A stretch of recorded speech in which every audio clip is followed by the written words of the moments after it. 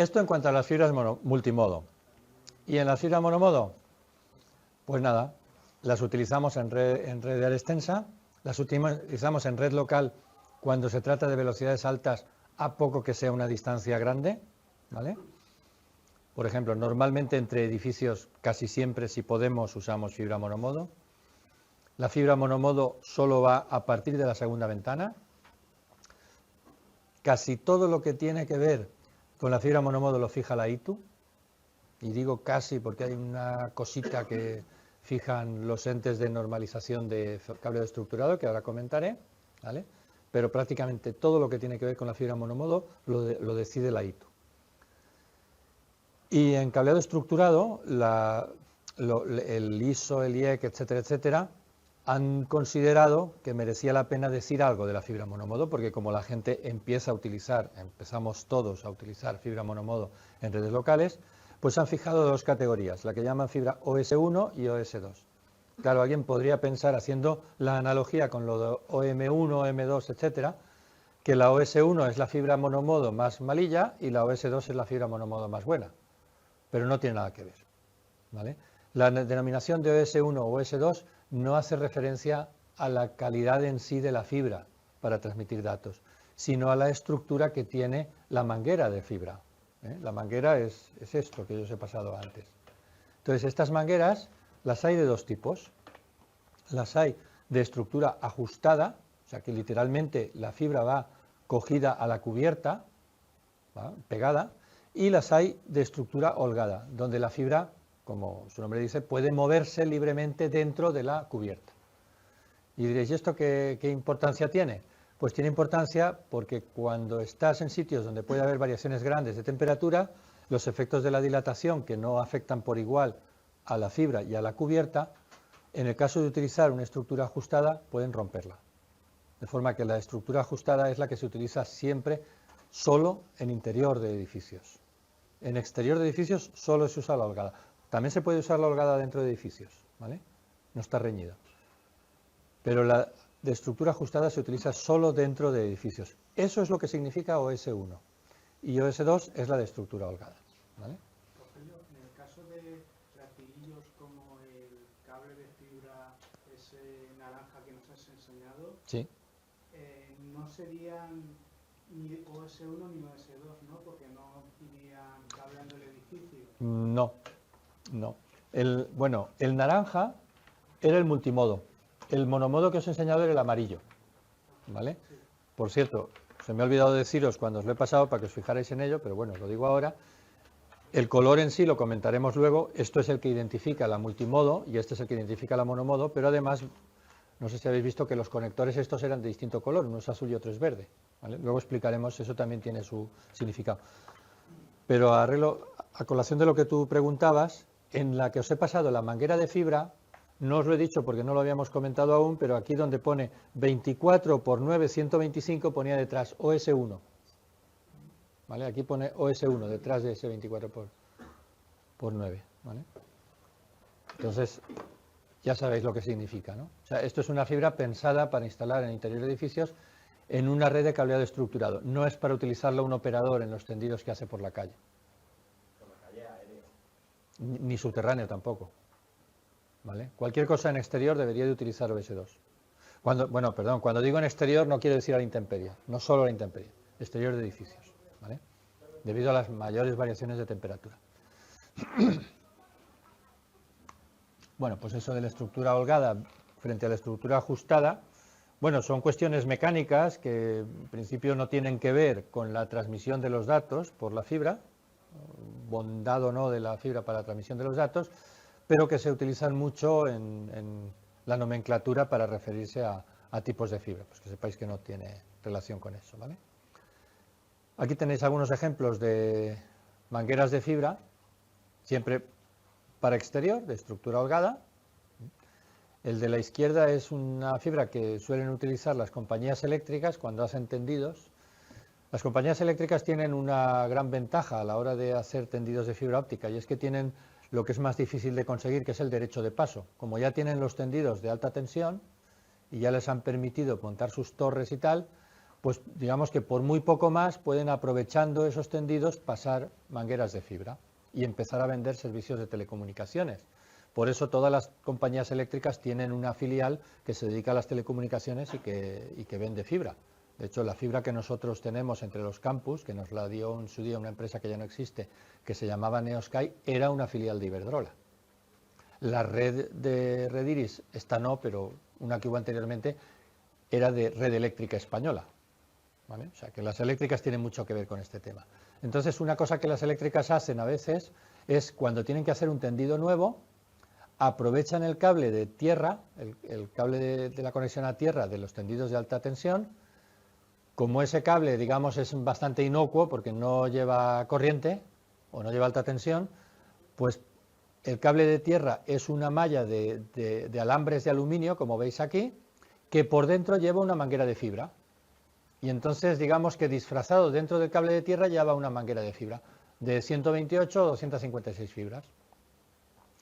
¿Vale? Entonces, este cable evidentemente no cuesta lo mismo que el cable de tierra normal, pero por un costo no mucho mayor, pues ya tienen una manguera de fibra entre Valencia y Madrid, para a partir de ahí vender servicios de telecomunicaciones a quien le interese. Este otro no, este es un cable de fibra sin cosas raras, ¿vale? Lo único que, como veis, está protegido con bastante resistencia mecánica a posibles vándalos y demás. Y ya el sumum de la protección, pues son las mangueras de fibra que se ponen en la fibra submarina, que ya, como veis, tiene un montón de capas de protección. ¿Vale? La manguera de fibra submarina, curiosamente, donde más protegida está, no es en el fondo del mar, sino es cerca de la playa, porque es donde más riesgo hay de que el ancla de un barco o los pescadores o tal se la lleven. Entonces, cuando se quiere enterrar la manguera de fibra submarina, es a poca profundidad. A mucha profundidad ya no hace falta, porque allí no va a llegar ningún ancla ni ninguna red de pescador. Bueno, evidentemente hay mucha anécdota en torno a estas historias de los equipos que hay para enterrar la fibra. Son equipos robotizados, normalmente, no van personas ahí. Para reparar la fibra submarina, hay barcos especiales que tienen que sacar del fondo del mar la fibra, empezar a buscar el sitio donde se ha producido el corte.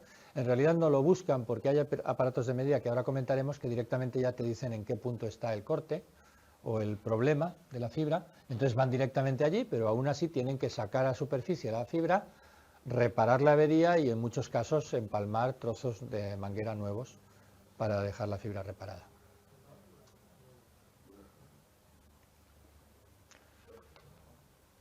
Bueno, y en la fibra monomodo, pues como en la otra, nuestros enemigos van a ser, por un lado, la atenuación, que con esa ya contábamos, ya era un viejo conocido, ¿vale? Y por otro lado, la dispersión. El problema de la dispersión es que crece con la velocidad y cada vez queremos más velocidad. Por tanto, cada vez adquiere mayor importancia. Y la dispersión aquí hay de dos tipos. La dispersión cromática, que como el nombre quiere indicar, se debe a la luz, perdón, al color de la luz, es decir, a la longitud de onda, ¿vale? Y la dispersión del modo de polarización. La dispersión del modo de polarización es más compleja, no la vamos a comentar, y además es menos importante porque se da solo a velocidades muy altas, ¿vale? La que vamos a comentar es la dispersión cromática. La dispersión cromática, a su vez, se produce debido a dos factores, o tiene dos componentes, que son lo que se llama la dispersión material y la dispersión por guía de ondas. La dispersión cromática se debe precisamente a esa anchura espectral del láser. Acordaros que en fibra monomodo siempre estamos hablando de láser, ¿vale? Ese láser, aunque tiene una luz muy monocromática, nunca es perfectamente monocromática, tiene una cierta anchura, ¿vale? Y esa anchura es lo que nos va a fastidiar. Bueno, las dos componentes son la dispersión material y la dispersión por guía de ondas. Vamos a empezar por la primera. La dispersión material, el nombre viene de que se debe al material, es decir, se debe al vidrio. Acordaros que el vidrio del núcleo tiene un índice de refracción mayor que la cubierta, ¿vale? Pero ese índice de refracción no es el mismo a todas las longitudes de onda, va variando. conforme aumenta la longitud de onda, aumenta el índice de refracción. O dicho de otro modo, conforme aumenta la longitud de onda, la luz va más lento. Como tenemos un ancho de banda espectral, por ejemplo, de 5 nanómetros, pues dentro de ese rango de 5 nanómetros, si estamos a 1210 hasta 1215, lo que va a 1215 va más lento que lo que va a 1210. Llega más tarde y ahí tenemos el problema. Ya sabéis, ese llegar más tarde es que el pulso se ensancha, porque la energía luminosa que transmitimos se reparte dentro de esos 5 nanómetros o de esos 0,5 nanómetros, me da igual. ¿Vale? En resumen, quedémonos con la conclusión. Conforme aumenta la longitud de onda, la luz va más despacio. ¿Vale? Ese es el problema de la dispersión material, llamada así porque es debida a las propiedades del vidrio, del material. La otra dispersión cromática es la dispersión por guía de ondas. ¿Os acordáis lo que era la guía de ondas? El efecto por el cual se transmite la luz en el núcleo de la fibra monomodo. Y si os acordáis de esta figurita, decíamos que parte de esa luz va por la cubierta. Pues resulta que el perfil de esta curva también varía con la longitud de onda. Es decir, la cantidad de luz que va por la cubierta varía con la longitud de onda. Conforme aumenta la longitud de onda, la campana esa se ensancha. Más luz va por la periferia. ¿Y qué pasa en la periferia? Que la luz va más rápido. Porque acordaros que la cubierta tiene un índice de refracción menor que el núcleo. ¿Vale? En resumen, la dispersión por guía de ondas empuja en sentido contrario a la dispersión material. La dispersión material es mayor longitud de onda, más lento. La dispersión por guía de ondas dice mayor longitud de onda, más rápido, porque más parte de la luz va por fuera. ¿Vale? Entonces resulta que jugando con el índice de refracción de la fibra, se puede conseguir que a determinada longitud de onda la dispersión sea nula, se compensen una con otra. Y esa longitud de onda es justamente, no es casualidad, la de la segunda ventana.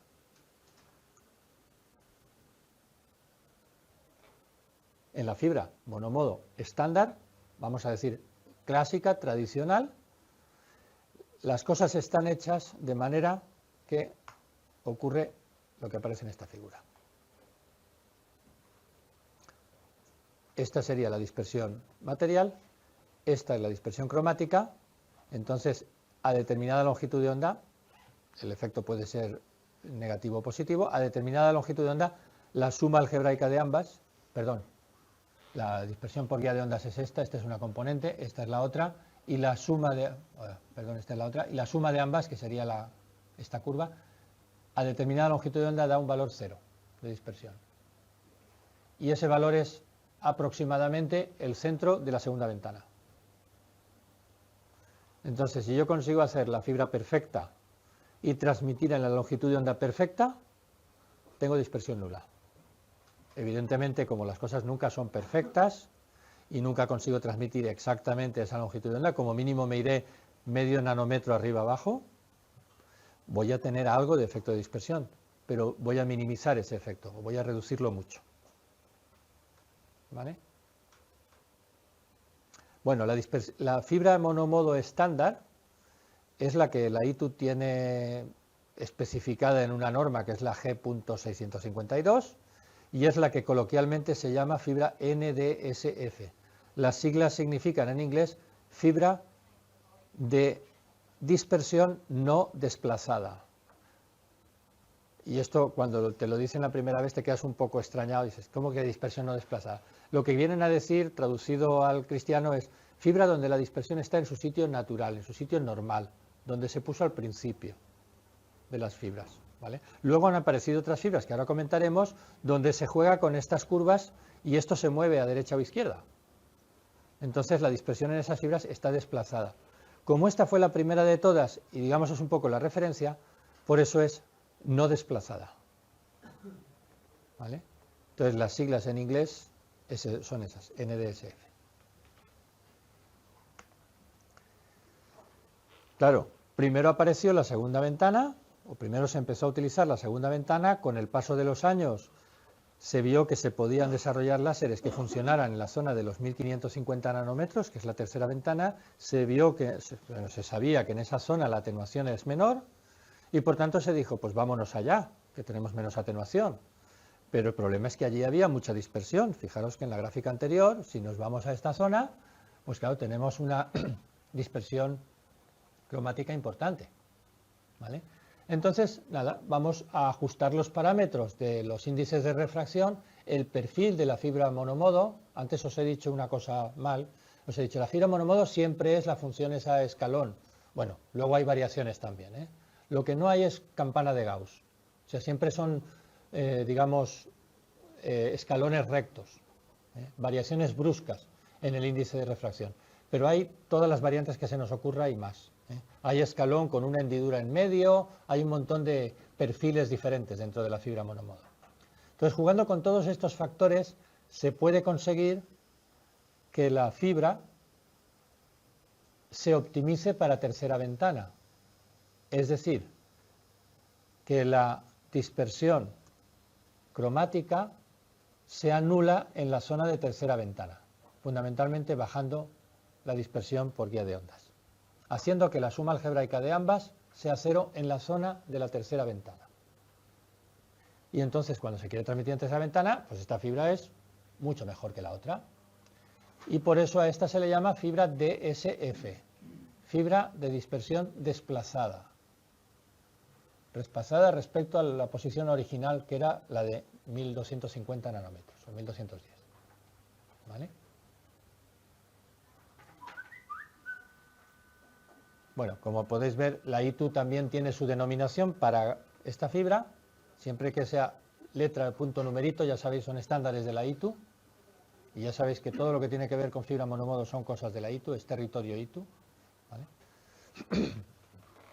Y bueno, pues de momento lo vamos a dejar aquí. Luego, cuando veamos la multiplexación por división en longitudes de onda, veremos que aparecen otros nuevos tipos de fibra, diferentes a estas dos, ¿vale? Pero de momento nos quedamos con estas dos.